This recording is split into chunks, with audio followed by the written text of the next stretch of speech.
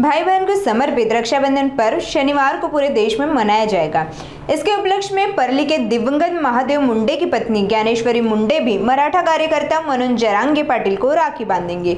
जरांगे पाटिल ज्ञानेश्वरी मुंडे के साथ उनकी न्याय की लड़ाई में हमेशा खड़े रहे, जिसके बाद अब ज्ञानेश्वरी उन्हें राखी जैसे रक्षा सूत्र में बांधने जा रही हैं। ओके,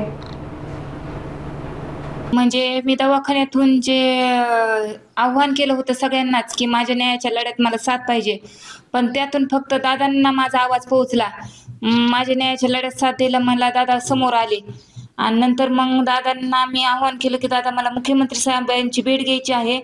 मग दादांनी मला 2 दिवसात टाइम घेऊन दिला मुख्यमंत्री साहेबांचा।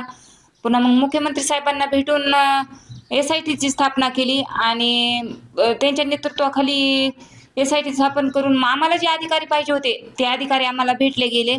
पण ह्याच्यात सगळं श्रेय दादांना आहे, कारण दादांनी जे तपास थांबला होता ते तपास चालू केला दादांनी आणि त्यांनी माझ्या डोक्यावर हात ठेवला आहे आशीर्वादाचा। तो हात तसाच राहावा। दादांनी मला बहीण मानला आहे। माझ्यासाठी त्यांनी स्वतःहून त्यांच्या वाढदिवसादिवशी व्यापक बैठक घेतली।